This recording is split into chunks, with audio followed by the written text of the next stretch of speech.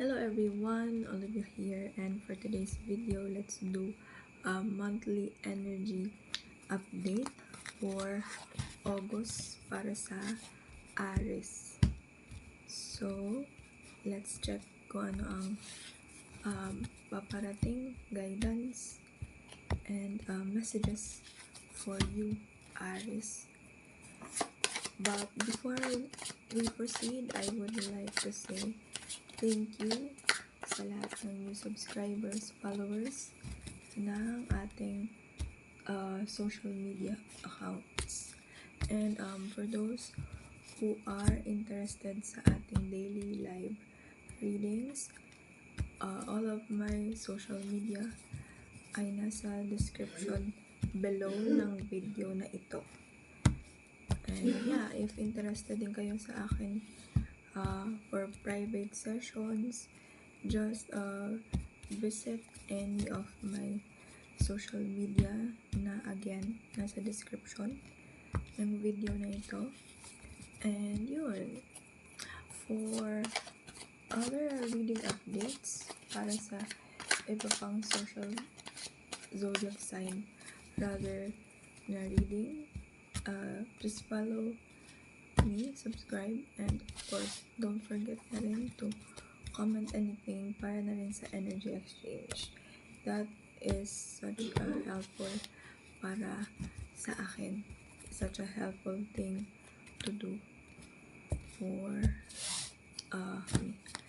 Anyway, balik tayo para sa mga Aries to. Sa iyong Sun, Moon, Venus, Rising, or Ascendant, Aries. Let's see. This is for your monthly energy update para sa August. I heard cars. Pwedeng yung iba sa inyo medyo nagmamadaling umusad or maipanalo ang isang bagay matapos. Let's see what else for Aries. Eight of Swords. Eight of Swords and Three of Pentacles. Okay, muna natin dyan. Here.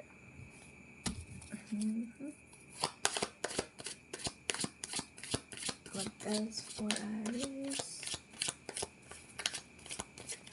Ano yung Aries to? Or sinong Aries to? We got King of Wands.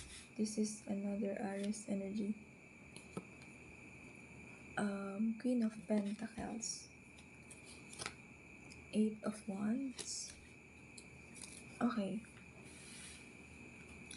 For some of you here, nakatuon ang inyong action, attention, and plans sa pagpapalago ng inyong money or kaperahan, negosyo. I heard in entrepreneurs, investors.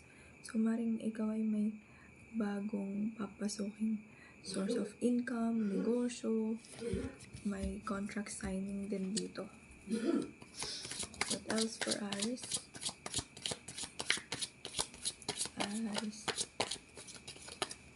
Don't forget to comment, subscribe, like this video if naka-resonate. Nine of Wands. Justice card. Okay. Ten of Pentacles. Nine of Pentacles. Puro Pentacles Ten of Wands.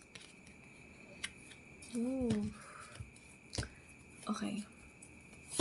Tatag muna natin lahat ng baraha mo, Aries, before reading all of this energy. Okay. Seven of Swords. Five of Pentacles. Four of Swords.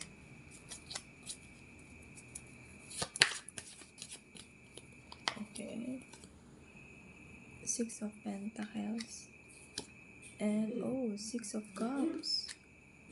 Okay. So, the overall energies dito, masyado kang focus ngayon sa pagpapalago ng iyong career, ng iyong plans, money related. For some of you here, meron ako nakikitang huge collaboration energy. Pwedeng magkaroon ka ng project na makikipaghalubilo ka or may kasama ka sa project na ito, and magiging seryoso ka when it comes to this na magpapalago nga ng iyong kaperahan. And for some of you here, this is just a guide. Don't be impulsive sa pag-sign ng isang contract, lalo na kung hesitant ka or like your body or yung katawan mo is telling you na wag muna. Meron kasi ako nakikita dito na baka madala ka ng iyong impulse or pagmamadali. For some of you here, bukod sa very focus kayo sa pagpapalago ng iyong career, pera, negosyo, very career-oriented kayo right now or sa pagpasok ng month of August, nagiging tutok yung energies ninyo para magkaroon pa ng another streams of income. And dahil nga magkaroon kayo ng energies na sobrang tutok kayo sa pagpapalago ng iyong pera or let's say ng iyong tindahan, ng iyong businesses, medyo pwedeng ma-compromise or pwedeng magkaroon ka ng issues. Konti lang naman, issues when it comes to your health. So, be aware when it comes sa iyong health. Huwag pababayaan yan kasi that is really important para magkaroon ka ng progress sa life mo. Kailangan maayos yung pangatawan mo. And for some of you here, medyo meron din ako nakikita na parang nagkakaroon ng issue sa pagiging generous mo. Maybe you feel like there are certain people that is using you or like kinakausap ka lang if may kailangan sila this time, or maybe sa month of August, I can see there's a revelation when it comes to that. Meron ding family toxic pattern na mababago na siya dito because of your yung pagiging bold mong magsalita, pagiging bold ng actions mo. For some of you here, meron talagang mabilisang opportunities dito that is really the key para magpalago ng opportunity na meron ka ngayon. And the thing lang is ang dapat ninyong ipag-focus din is maging consistent kayo. Huwag kayong mawala ng pag-asa na kunwari magkaroon ng delays sa isang progress ng isang project, iisipin mo na kagad is not for you. Minsan sinusubok mo na ng pagkakataon ng panahon to really itest ang pasensya at consistency mo. For some of you here, there's a lot of people who are watching you grow, who are waiting for your success, progress. So, huwag kang magpadala sa pressure, especially if you are in a public eye or sikat ka sa school mo, sikat ka sa office nyo. And just do your thing. Focus ka lang dun sa progress na gusto mong i-target. And sa love or relationship naman, for others of you or for some of you, if there's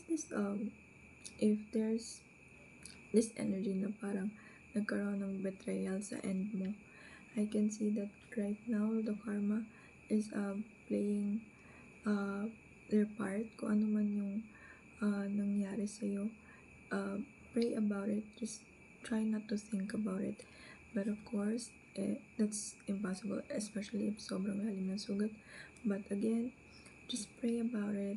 Wag mo nang masyadong isipin or wag ka nang gumawa ng mga hakbang, lalo na kung nakakaramdam ka na parang gusto mong gumante. And for some of you here, try also to find time to rest, especially ang thoughts mo. Kasi everything is going well so far, especially sa career mo. Minsan lang nagiging overthinker ka lang and nagiging way siya of self-sabotage. And ayun nga, there's also another love energy here na a person from the past is still thinking about you. But then again, you're trying not to focus on that. But if you just want to hear something from them, I can see that they are still thinking about you, thinking about reaching out.